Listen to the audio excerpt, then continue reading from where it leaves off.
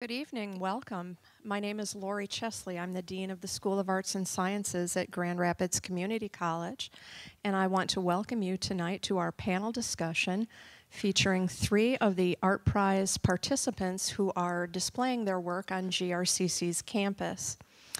GRCC is a proud sponsor of ArtPrize and very proud to have on our campus the works of over 20 artists.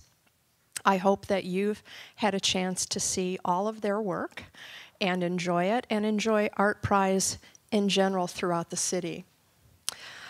I hope you'll allow me a moment of blatant partisanship, and I want to specifically encourage you, if you haven't, not only to see the wonderful work on all of our campus, but in particular to make sure you get to the Collins Art Gallery to see the work of our wonderful visual arts faculty who have a collective art exhibit on display there. Again, I'm a partisan dean, so I hope you'll allow me that. GRCC is very proud in general to promote the arts in our community. You are in one of our favorite arts venues, Spectrum Theater, where we perform plays by GRCC students, and we host various community theater groups, award-winning groups. And we hope that you'll take advantage of some of those productions in your time here at the college. I see a lot of students, so I'm encouraging you in particular. We also have a wonderful music department, and we hope that you will take advantage of some of their concerts, both community members and students. We encourage that. They are wonderful as well. I am sure that you will enjoy this evening's discussion, and at this point I want to turn over the microphone to Mr. Nick Antonakis. He is the department head of visual arts here at Grand Rapids Community College.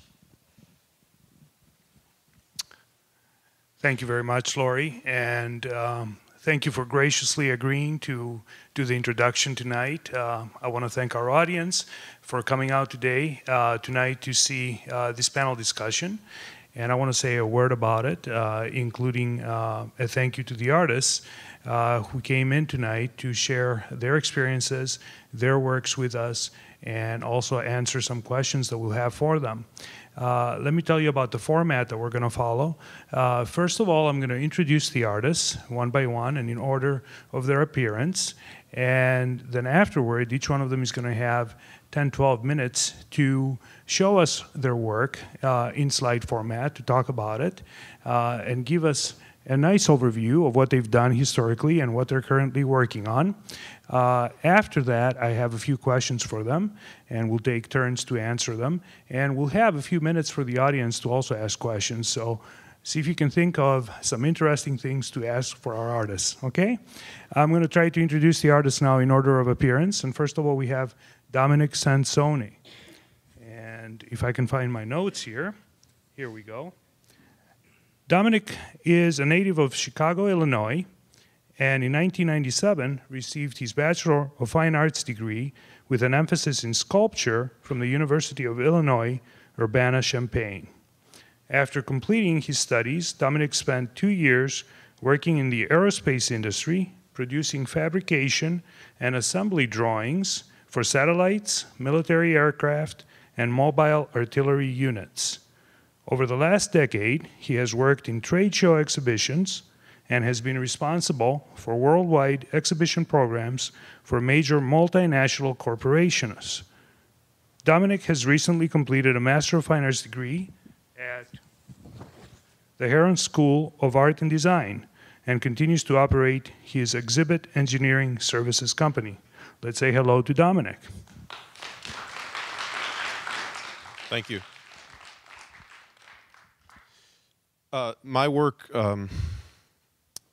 is centered around my piece here at ArtPrize. It's sort of the focus of my current practice. While I do investigate a lot of different areas of art and have a lot of subject matters, my primary focus is violence. I feel that all of us either actively or inactively participate in our violent society, and there always seems to be some war that we're involved in, whether it's the war against drugs or the war against poverty or the war on terrorism. There's always some new enemy. So I'm not going to talk too much about my piece here at ArtPrize tonight. It is across the street on the Heritage patio. But I'm going to talk about some of the other pieces that support this in my portfolio. This first piece, Invaders Must Die, is almost 10 feet tall. It's cast bronze. And this is a piece that was inspired by Constantine Brancusi's Endless Column. Brancusi's work was a testament to the dead, the Romanian dead of World War I, I believe it was. And my piece is more a testament to the facilitators of war. When I first finished my bachelor's fine art degree, I took a job out of that working in the aerospace industry. And to me at the time, it was just a job. It was a way to pay the bills. And I never really gave any thought that I was part of the military-industrial complex, producing weapons of mass destruction. So as I got older and had a son, I started to think about the fear I had in the 1980s when I was growing up of the Soviet Union. And now my son has Islamic fundamentalists to be afraid of. And it seems to be this endless cycle. So this is a detailed view of this. This is a stack made up of 70 individual rings of 10 heads, all cast in bronze. And this piece, through the title, sort of has some semiosis happening where there's some open interpretation with the title. But my interpretation, again, is the facilitators. And it's somewhat autobiographical. It's a representation of myself and my coworkers in that company. And we are the people behind the machine. We were the facilitators, the enactors of the building of the destructive methods. So it's a very important piece to me. It's currently on display in a gallery in Chicago and might be appearing in the New York Times in another couple weeks in the travel section. So it's good to see that it's resonating with people today. And so it's about alienation and outsiderness and being part of the machine as well. So a lot of my work centers around the notion of multiples and an industrial feel, and I expose a lot of fasteners and show a lot of the hand of the artist in my work. I also enjoy enacting things through my use of title, where someone is going to perhaps be inspired or interested to look up a name or try and learn a little bit more about something. In this case, the title, Cyrus Ching, Never Expected There Would Be Guns Involved. Cyrus Ching is an industrialist and union mediator from the 20th century. He passed away in 1967. And he's got a famous quote that goes, I'm paraphrasing, never wrestle with a pig. The pig enjoys it and you get muddy. So this is another aspect of my work where these pieces were meant to represent the war machines, the elements of war. And I utilize the pig a lot in my work, as you'll see across the street. These pieces were meant to represent the individual components of war, and hence they're pigs outfitted with guns. And I like the combining of organic and inorganic imagery.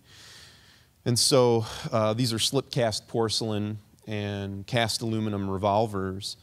And then on the back of them, which we can see a little bit in the detail in the next slide, I incorporated the CAD drawings I did as a decal on all these slip-cast porcelain pigs in the firing process. And so all of the drawings on the back of these pigs are from military aircraft that I did while I was in the aerospace industry. So there's a little bit of an extra bit to these that's autobiographical. Again, all the work kind of returns back to autobiography and about the decisions I made as an individual and the choices that we all make and sometimes they're not necessarily active. Buying a gallon of gas contributes. All these different little things that add up. So ultimately, we end up with this participation. And this piece, again, I'm looking for an attempt for people to do some research and think a little bit more. All the media we consume is very violent a lot of times, from video games to movies to 24-hour coverage of smart bombs dropping down chimneys. We seem to be kind of addicted to this state of violence and war. And so I wondered and looked at, how did we get to that point, and how do we make the decisions we make? And Giulio Giavotti's decision is in reference to on November 1st, 1911, during the Italian-Turkish War, the first instance of aerial bombardment occurred when Lieutenant Giulio Giavotti made the choice to drop 4 hand grenades out of his plane from 600 feet on a Turkish encampment. And so from that point, we had this exponential growth of aerial bombardment to all the way up to shock and awe during the initial invasion of Iraq in 2003. So this is a piece that's meant to invoke the thinking about our decisions we make and how they impact the world, the ramifications our choices will have.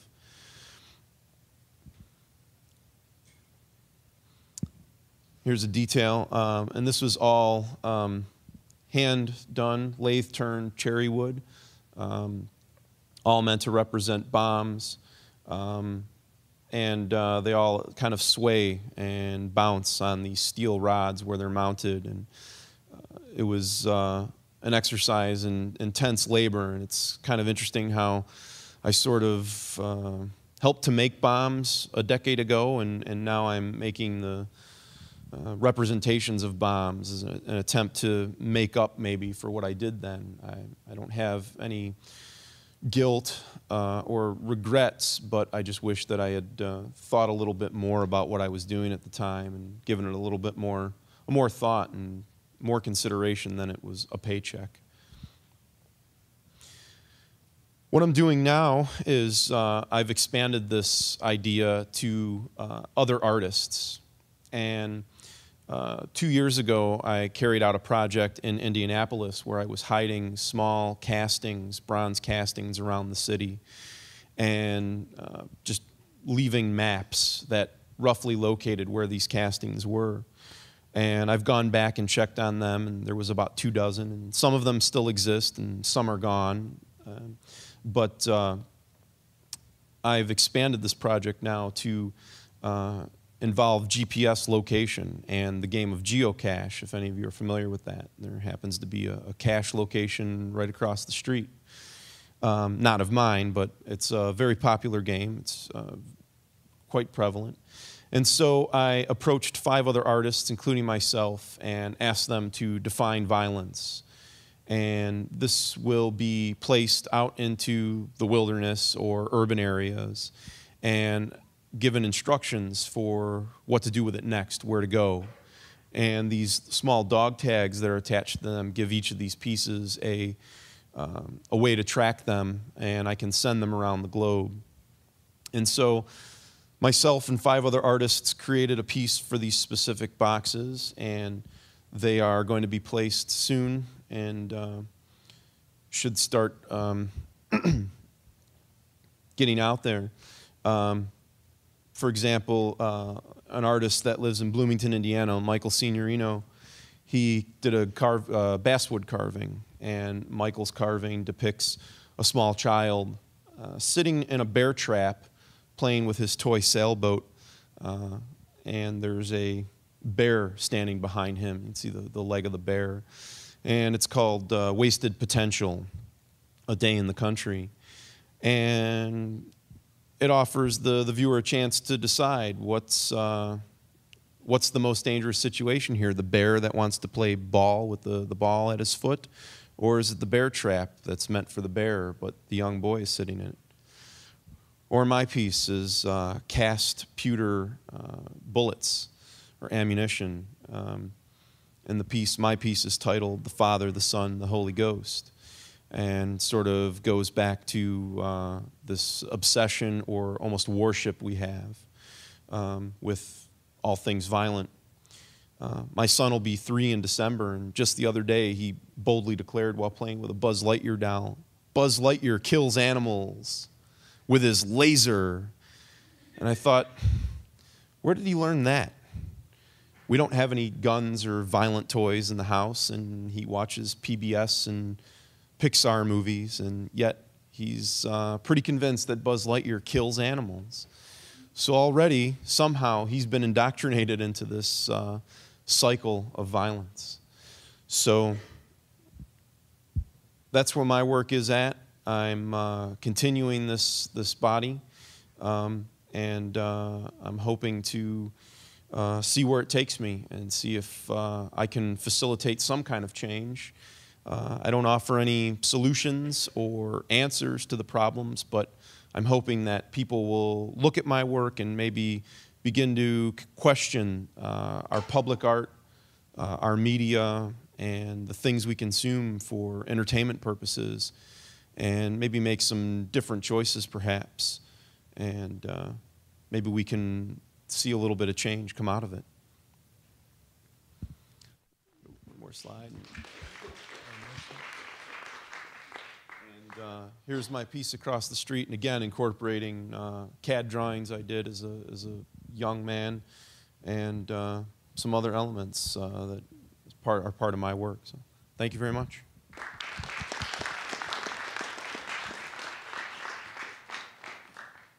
Thank you, Dominic. Very nice. Next, we have Deidre Fox. And according to what I see here, Deidre is a graduate of the School of the Art Institute of Chicago and Northwestern University. She has been awarded numerous grants and residencies, including selection as a featured artist for Chicago Artists Month, a Ragdale Foundation residency, and Chicago Artists Resource Grants.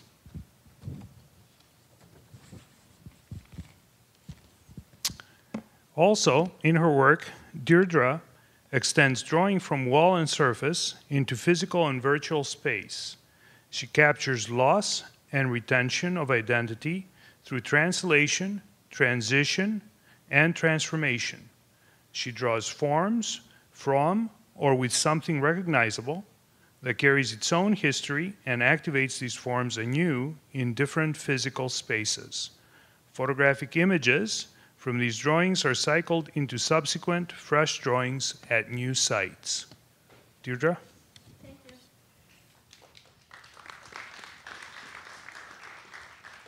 So my talk today is more from here to there, how I got from here to there.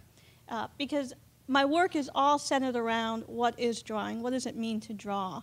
It means to look at something, to take in its identity, and then to translate what it is you see into another space, into another medium, typically onto a paper or a wall or a surface, because it's typically translated from 3D to 2D. And I started out doing a lot of work that was folding paper and stenciling and folding paper and stenciling, because this whole concept of taking something that looks like something and making it into something else, starting with a lot of rock art images from Paleolithic days, like the Lost Sauce Caves, the horses on the Lost Sauce Caves. And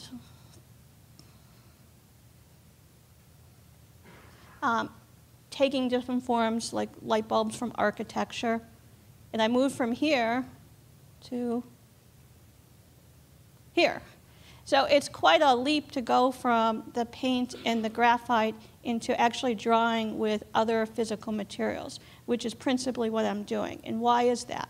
Because the other physical materials have their own prior identity. It's a physical identity that the viewer can see and know when they're looking at it. When you look at pencil and you look at paint, it's pencil and it's paint, and it doesn't necessarily carry that prior identity with it. But when you look at a bottle, it's a recycled item. It used to have an original content that's now been removed from it, and it's reinterpreted using drawing ideas and drawing conventions here in a sculptural way.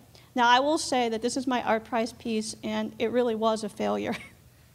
And I'm willing to say that, because you have to be willing to take some risk when you're making art, and you have to try different things. I generally do my work indoors. This was an effort to translate work that I do indoors into the outdoors. Inside, there are walls and corners that you can interact with in making a work in space.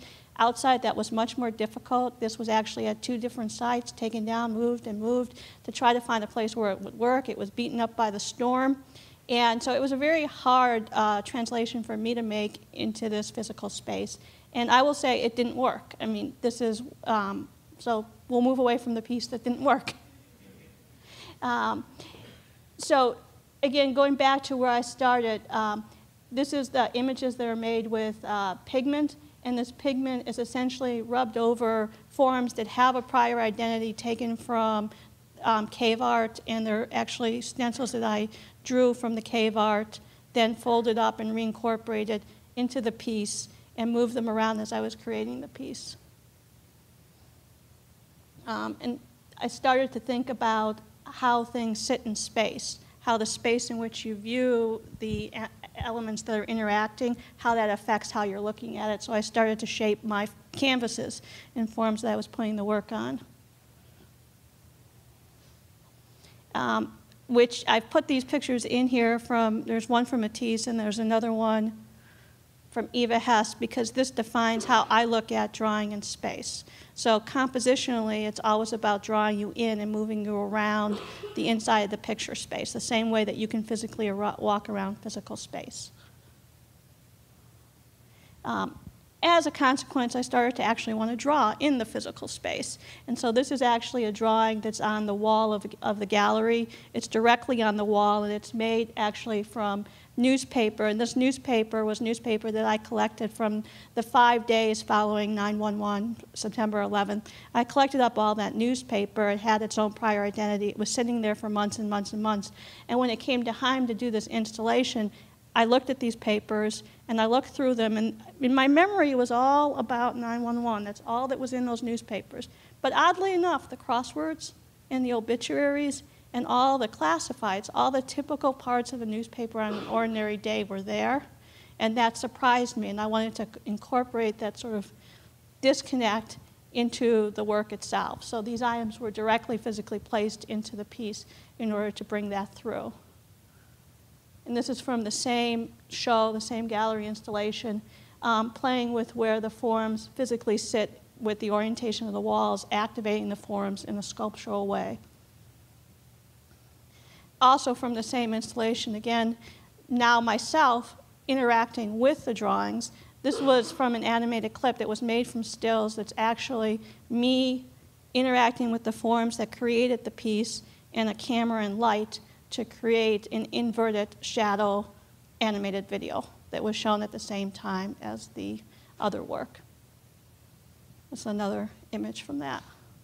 So everything's moving from one identity to another identity to another identity and translated in different stages and keeping parts of what it was before. This is the same process incorporated into a book, but it's the folded pieces, again, interacting, it's and the shadows are creating part of the imagery. Then I started to think that I didn't really so much want the graphite or the paint actually in the work, and it was more about the papers and the pieces that had their own history becoming part of the work. And so this is those pieces actually used as the drawing elements. They're not actually suspended, it's how they're attached to the wall, and the orientation of the wall and the corner is actually creating the sensation of space when you walk around the piece.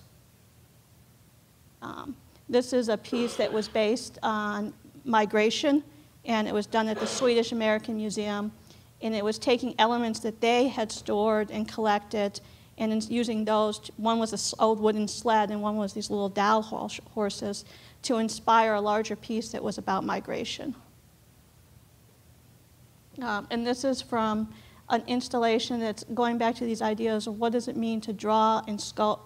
Can you make a sculptural drawing? Can you draw on the physical wall and have the forms come in and out and still look like a drawing, still occupy that in-between space? Then going back again to the drawing, and now can you just make the pigments do some of that? And actually those forms that we saw earlier are used to create these pieces that were shown at the same time. So if you look closely at these, you'll see those same forms were actually incorporated in here. And that same kind of form and building it, now this is a newspaper. This is another set of newspapers that was collected from the Chicago Tribune. And they're little pieces that are cut up and interconnected. There's thousands of them to make a very large, almost 9x6 shroud that then can be presented and rearranged in different physical spaces as a drawing or appealing itself on the wall. And then I started working with the bottles. And again, the bottles, they carry their own history. They were a consumerist item, but now that's been taken away from them. But when you look at the bottles, they still look like a bottle. So how do you put those pieces together so that they're something else while still retaining their old identity? And I'll just move through these. And as I said, I normally typically place them indoors and they're on a wall, so they have the wall that's going to become part of the piece, unlike the ArtPrize piece, which went around the pole and there's nothing to really become part of the piece. And I started to incorporate them with pictures that I took at prior installations that became part of the new work. So that's what's on top there. This is the bottles in their next incarnation, where the light was allowing the image to cast its shadow, and the colored forms that are being cast are actually from transparencies from a prior installation. So again, taking a piece of the old, putting it into the new, and creating the new form, which then will become part of another piece. This is the same piece. And then now, where the work is going now is just building these forms on the wall with the intention of occupying an entire room with these bottles, where you would walk in and there would be some space you could walk through and some space you couldn't walk through, but they would have their own definable forms. So there's just a series of these through here. And I'm separating out the color that you normally see in a painting as being enclosed in the bottle, and there's a space between the color, separating it out from the lines or the edges that you normally put in a painting. So I'll just move through these.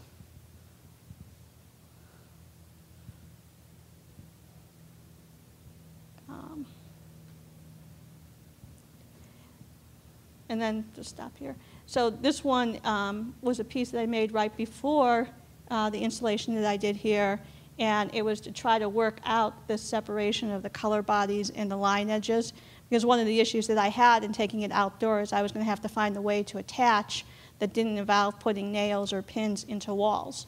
And so I came up with the idea of using wires to do it, but once you do that, then the wires have to become part of the piece, because everything that you put into the piece has to work with the piece. And this, I think, was actually successful because the color is separated from the line.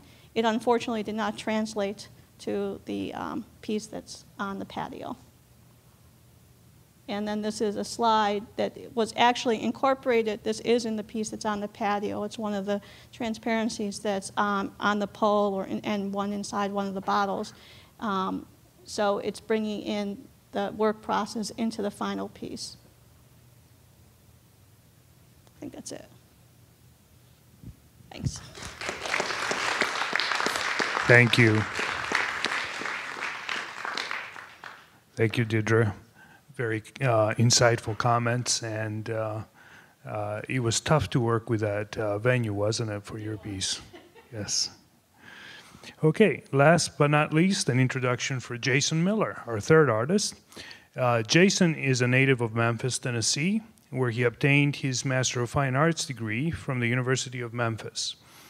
Jason currently works predominantly in large format digital imagery that is often accompanied by unique soundtracks that he also makes. Miller is foremost known as a poet who uses both words and images to speak his spiritual voice. He manifests his ideologies and emotions in many different mediums, which include both photographic and lyrical formats. In Miller's own words, each photograph is a word, and when combined, the photographs form visual sentences. Let's say hello to Jason. Hey, how y'all doing?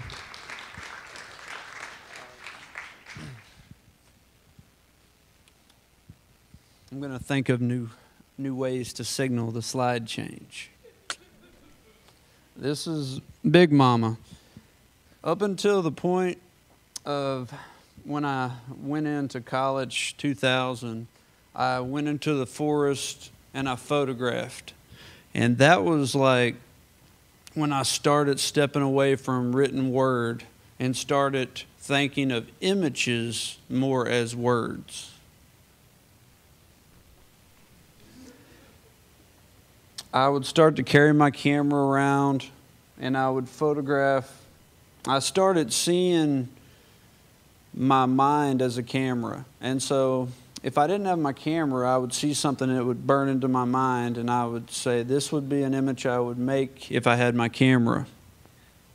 And this is about the point when I started doing that.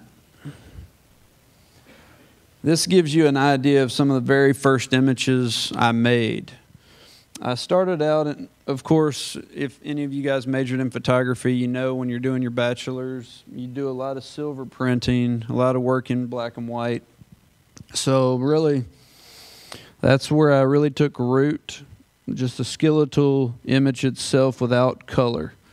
And then I quickly started to see the importance of color in images.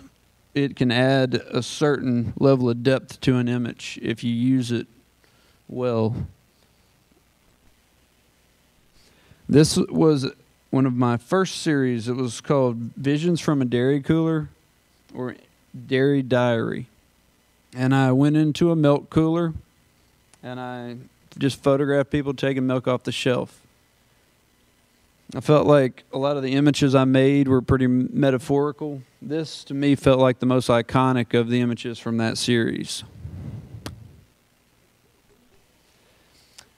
After about 2 years of just photographing still images and keeping them as straight single images, I started seeing that certain images were starting to call to one another. I started feeling like this image needs to be with this image. And I started feeling like there was a magnetism. And so this is one of the very first situations where two separate images I made pulled together. And I saw the metaphorical connection of the child bending this straw and the elderly woman, which happens to be my grandmother, my first photographic subject, in this tube. And so I thought of tube to straw. It had some type of poetic undertone. I carried on from there, and I started this is the root of what evolved into my energy string. Back up. All right. The energy string was when I really started using the photographs as words in visual sentences. When I began, I kept it. There's a clean distinction between frames. But as you move on and on, the energy fortress, it started to give way.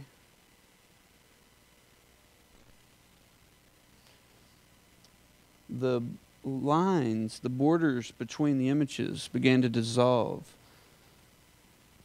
And I felt there was a strange connection to that and the way it seems like our global system, the borders are starting to dissolve. But that was just, my mind sometimes it multitasks. But as far as my imagery, I started to find that these became more theatrical. And as the clear linear pattern of frame to frame started to erode away, started seeing different types of visual connectors to connect the images. For this one, parts of it are just single images, and then all of a sudden this happens. This was the first image where I started to actually get in there and manipulate the images. Before that, I was very pure in the idea of not using Photoshop for anything other than an mediator for my idea and the image. I didn't want to change anything, but then I started using it to change. This slinky effect is what led me to start thinking in that manner. And then the energy string completely left, and these are energy fortresses, which are they're more like murals and less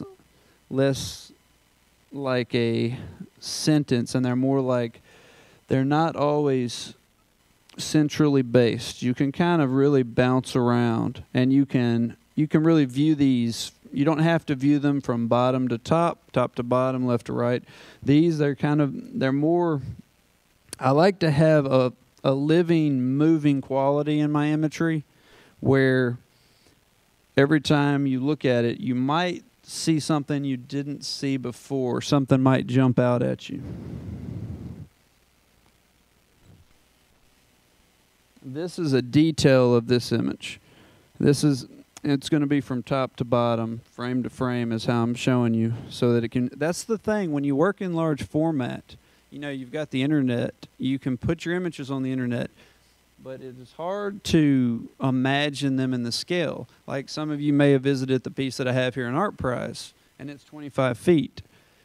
And so when I put an image that large on the internet, it gets so truncated that you just have to look at it, and you have to use your imagination, but it's hard to really see the details. And so that's why I feel that my work, while I love film and I love all these mobile medias and ways you can communicate, but I feel like my work needs to be really seen in person, kind of similar to visiting a painting. It's not the same thing if you don't see it in person.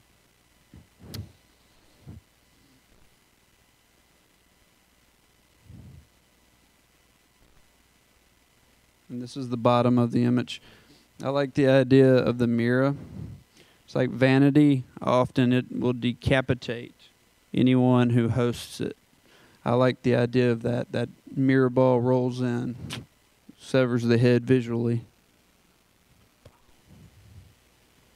I got into not just using images as poetry, but I started inserting my phonetical derived poems back again.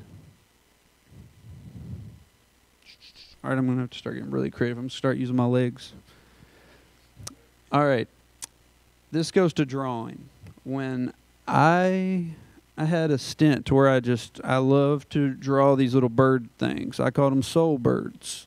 And they're very simple shapes. Some people thought they actually looked a little bit like a vagina. But which is a strange coincidence, because they make love through their eyes. And I started seeing all these signs, all these corporate entities everywhere. I started thinking about what if the way corporations communicated was their spirit exited via their sign, and they made love in the sky. They copulated there, and then that's how they expanded their empire. And so I started a series that it kept going there. These birds kept leaving the signs. I started doing some of my things I like to do in Photoshop, some of my little strange things there. And then I got to a UPC sex series. I started thinking about, what if the UPCs of these products, on these store shelves, they touched, they made love, and they created more products. And then when you buy one and you take it to the scanner, it castrates it as you're on your way out. Hey, I got time on my hands. I could think about stuff. And I started, there's a lot of people say there's a very sexual undertone in my imagery. I'm not easy to offend. Like visions, nakedness doesn't bother me. And I feel like words are symbols. So if they're used in the right way, I won't get offended if a word's used in the right time and place. This is imprisoned by the dark Zugalaka, entrapped in the walls of Graceland. And this is where my energy fortress started taking a more square format. I do a lot of in-studio shoots, and I use myself as a subject, and almost everybody that I use as an actor in my images is an artist. And almost everybody is a friend of mine. I like to work with people I know, but not solely. Like if I lived here, I would probably work with some of y'all because it's different people. Whenever I think of an idea, I start to imagine who would fit it, but I don't know until I just encounter it. That's why. And can you go back? And this owl, he was at Reelfoot State Park in Tennessee, and he was a little prisoner. He had a little shackle on his leg. So I like animals. I love photographing animals. This one is usually 64 by 64 inches, so it's got a lot of detail that, you know, it's hard to see on this, but this one right now is in Hudson, New York. It's a piece that I predominantly photographed myself. When I was in a restroom, I was about to wash my hands, and I noticed that the soap dispenser was broken open, and the insert, this strange organic formed thing, was laying on the ground, this turquoise, this glowing turquoise. And so I said, you know what? I shouldn't steal, but I'm going to take this soap insert that fell out, and I'm going to photograph it. And that one thing was a spark that made me make this entire image, because after I photographed myself, had to set a lot of things up. Then I had a picture of a set of photographs I made at Kutna Hora, the Bone Chapel in the Czech Republic. And they were of skulls. And I said, this is my time to finally use that. See, all the time I'm making these, I'm photographing and I'm drawing from my collection of images. And so all of a sudden I referenced back to this image that I made. I said, finally I can use this one. And I created kind of like a circuit board of skulls and different types of skeletal remains. I have this Kleenex box from Chinatown in Chicago that my fiance got me. And I turned it upside down. I turned it into a strange little torture working for the Zugalaka. The dark Zugalaka represents all the entities that control things from behind the scenes. I took a trip to Hawaii. I had an uncle I'd never met. I went there, interviewed him, talked to him for a while. He had 1 foot, so he had these weird shoes sitting around. I decided there was something ambiguous and mysterious and interesting about his old military portrait, his weird collection of shoes, and his current bodily shape. So I combined the images I got and made this image. One day I got in an argument with my fiance, and I was like, I had this weird residue sitting inside of me. And so I went and I was working at the University of Memphis at the time, working during grad school. And when I sat down, I had this one image that we made in Hot Springs at an alligator farm. And then I had this other image of her face holding this gyro in her mouth, kind of like a pacifier. And I started thinking, well, this is all I've got with me right now. I've got to make something. So I used those 2 images and kept manipulating them and changing them until I created this entire image. I had luckily had one image of her with her hair wet, and she looked very pink. And so I used that as the demeanor of the mood of the image, the tone of it. This one is peel the cyber flesh away to find sardines replaced by brain-eating alligators. This is called fire poem. This is one of the rare cases where I will photograph a photograph to use in my imagery. And I only do that if it's a photograph of myself, because I feel like, well, I don't use mediated images, and I don't surf the net and grab images. I make every image. So for this case, I said I want to make an image about my energy I had when I was young, energy in my youth. So I photographed a bonfire out in Mississippi. And then I photographed 4 images of myself at different times. This was Easter. Got some little Winnie the Pooh chocolate thing. I had just woken up, had sleep in my eyes, and I felt like there was a spirit coming out of this fire. So I put these together, and I felt like there was some type of thing. So I called it fire poem. Okay. This is some of my more current imagery here. The last one I made about a year ago. This one I made about half a year ago. This I use objects from around the house, things that I'm fond of. Like I got this little guy when I was little, a little fire guy. He sits on my shelf. This Bible came from my mom's brother. It sits on my shelf. And I was thinking, what if the bad guy pops out of the Bible and says, don't sin? So that's what made me think about, I put the fire guy coming out of the Bible saying, don't sin. And then I had my cookie jar. I said, I got to use it. Went to the zoo, photographed a toucan bird. It was the only toucan bird in Memphis. So I had to visit them like that, even though I hate them being in captivity. Then this is a snow globe from New York, but I put it together. My neighbor, I said, Julie, may I make some photos of you? She said, great, I want a lovely picture. So I did. I photographed, made her look great. But in between, she went, oh, don't get a bad one. And I said to myself, this is the one I'm going to use. So I inlaid some skeleton parts, some skeletal remains from Kutnahora again, used them as the framing system, and then inlaid them. So if you look at this really large, which there is a large file on the internet for people to look at, you can look in it. It looks like her face is a black void with all these weird workings of skeletal remains. Okay. Then I started thinking about television. I started thinking about how everybody watches the same show and everything. I started thinking about how corporatism seems to be the new religion and how spiritual these weird vicarious forms of living can be. And so I started thinking about, well, I will cut her head off, put my owl cookie jar, create a owl fetish, and put him praying as if somehow him in prayer he controls the fetish. And somehow these represent his thoughts being duplicated. Now this is the one you guys can see in person for another 5 days here in ArtPrize. This carried on my idea again, corporatism is a new religion. I started putting these steeples on different facades of our daily corporate entities. These are our friends now. This is where we go to graze. You're kind of like a prison. You just walk down the aisle, buy your stuff.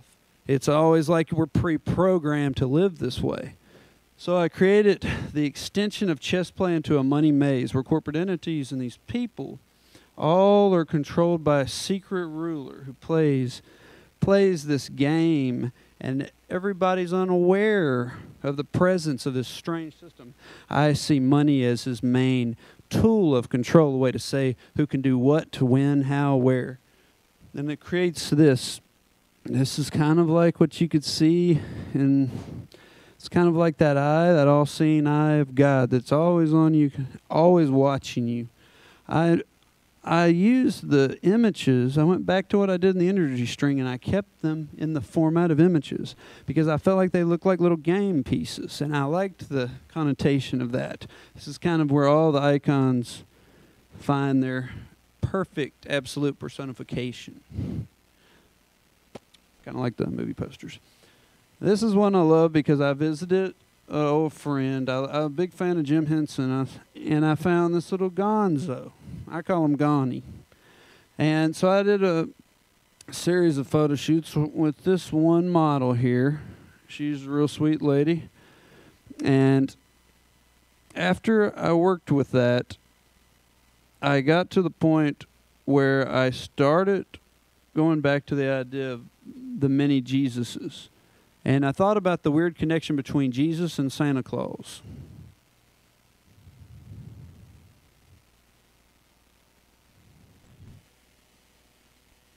And this is another one. I used Yoplait yogurt tops to create a scarab.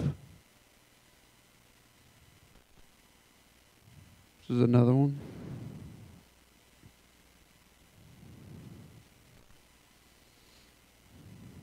Here's my happy Kleenex box guy. This I will talk for a minute about my process. This is UV ink on glass, and so it's kind of like a stained glass window. It's backlightable. Lately, I've been making a lot of backlightable types of images. This is one where I inserted actual words to go with it. The two individuals depicted in these images never met. They sat on a passing train back to back, unaware of each other's unique presence. And on a train from Brussels to Poland, I just photographed these two strangers. And the way they met on the glass was interesting. Sometimes he would scratch his nose, then she would scratch her nose. And it was this weird, unaware form of communication through gestures. Okay. This is a photograph. This at Shiloh. It's a caged tree. felt like it's very metaphorical in a way. See a caged tree. I really feel like this is one of the cases I could just call it untitled. I call it caged tree, but it could be untitled. It's got a lot of presence inside of it. And there's a color version. So it's very rare, but sometimes I'll go back to black and white. I was at the Statue of Liberty, and I was like, all right, I'm visiting the Statue of Liberty, but yet, man, I sure feel policed. And I know the protection of, you don't want anybody to blow it up or anything. But I just saw it was interesting the way this surveillance camera was held and the way she cradles the torch of freedom. It's a weird irony. Okay. And another from that series, which I've teetered with calling it the Corporate Decay series, but this always Walmart bag and this old car, different types of ingenuity. This is like the Jaws crunching down on nature. Another one from that series. This is part of the photo shoot for the piece that's here in Grand Rapids. I said, come over, put a Tootsie Roll bag on your head and put some tubes coming out of your nipples. Have a couple people sucking blood out of you. Jason, could we truncate it a little bit? Okay. We've talked about truncation, and we have only a couple of minutes, and I'd love to ask a question. Okay, keep going. Just kind of show it to everybody.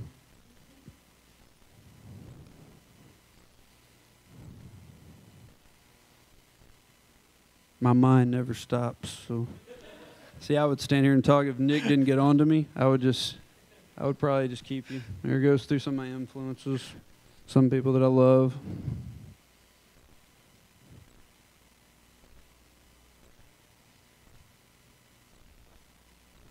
Musical influences, film. I like to travel. There's a connection between them and Mandala. If I had about 2 more hours. And then this is Energy Meets Wisdom. I actually did a workshop with some elderly and youth. And I did a commission for Le Bonheur. And I had it to where the drawings of the elderly and the drawings of the youth came together. And keep going. And I would talk more about it if I had time. But this was the first one. And the hospital said it was just too dark. So then I created a happy one. But sometimes keeping it real can go wrong. But it was good. I got both. Okay, keep going. I like Dave Chappelle. Keep going. Keep rolling. These are just detail shots. Have to have a little bit extra time for that. Keep going. Keep going. There's the piece now. And there's that. And, well, I had video, but I would have to have about another 15 hours here. So, see, I prepared for the long haul, but I think that's about it. That's great.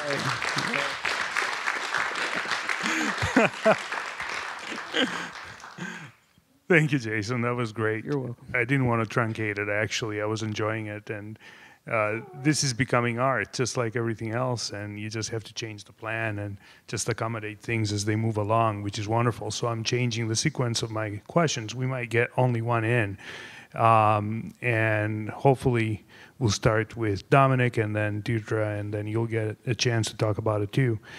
I was just thinking, now that you have participated in ArtPrize and you have gained some experience, if you choose to participate again, what would you like to create? Personally, I think I would try to make something that was a little bit more, not necessarily site-specific, but maybe site-responsive. The piece I have here this year was just something I had, and it seemed like a good opportunity to exhibit it somewhere. I didn't know how many opportunities I would have to show this work somewhere. It is a little bit bizarre, and it was an opportunity that existed. So I think in the future I would be a little bit more apt to propose work for a site as opposed to showing something that already exists. so that I had some time to build something or fabricate or whatever, produce a piece that was more in line with Grand Rapids or the specific site I was at, or something that was a little bit more fitting as opposed to what you might call plop art, where something I already have it and I just drop it into place. And so my MFA was in a program that was very heavily about public art, and so definitely something that was more site responsive, almost site specific would be important to me. I think would improve my experience. Thank you. Deirdre? I'd stay indoors. I'm joking a little bit, but it was actually a very good experience for the growth of my work to do this piece outdoors and to try to take it outdoors. And I can look back and I can see things that would have worked better or didn't work at all. If I had realized, I suppose, or spent enough time thinking about it ahead of time, if I had realized I was working with the light poles, I could have brought enough bottles to go up all 3 light poles all the way. And so I could do something much bigger on a grander scale. I generally don't amass. I generally leave a fair amount of space in my work. And so I went in with the thought that I would be spacing my pieces, and I didn't end up doing that because of the situation on the site and how I ended up having to install it. So I probably, I certainly use a lot more forethought. I always react to the space that I'm doing my work in. My work is site-specific. And so it was unfortunate for me in this case that it didn't really adapt to the site very well, or I didn't adapt to the sites very well, even after spending 4 days on it. But I think a little bit more attention to that, and I can definitely, I mean, I have tons of ideas for how to do things indoors. So it really was a broadening idea to try to do it outdoors. And who knows, maybe I'll try it again somewhere else at some other time. Excellent. All right, Jason? I'm going to give you the short version. Excellent. All right. I think ArtPrize is a very democratic idea, and I really, you've still got the centrally based places like the museums, which coincidentally were key spots if you actually wanted to win ArtPrize because they had the voting stations and everything set up. But I also like the fact that it literally invited all levels of artists to attempt to get in it. And I like the fact that the guerrilla nature, you could put a piece behind a bush, kind of like my piece. I mean, nobody can see it if they're driving in a car, but if they walk down the commons, all of a sudden it jumps out. And I liked just using it as a way to show a piece I wanted to show in a town. It's like a nice way to pop a piece. And so to me, that's a prize in itself. And it's great. I think next year, I hope that they get the voting thing squared away quicker, where AT&T, if you had AT&T, you could text. If you had a Verizon or a Singular or Mobile, you couldn't do the text until the end. But yeah, I definitely like it. Thank you very much. Very insightful comments, wonderful presentations. I enjoyed seeing a lot more of your artwork, and I hope that you'll be involved again with ArtPrize next year. We're really out of time, and I would have loved to have had a chance for the audience to ask questions, but I think we can carry it out into the lobby. We still have a little bit of our reception there. We have some cookies and refreshments, and the artists will be there for a little while, so you can ask questions, and I think I'll be asking a couple more and see what they have to say. Thank you very much.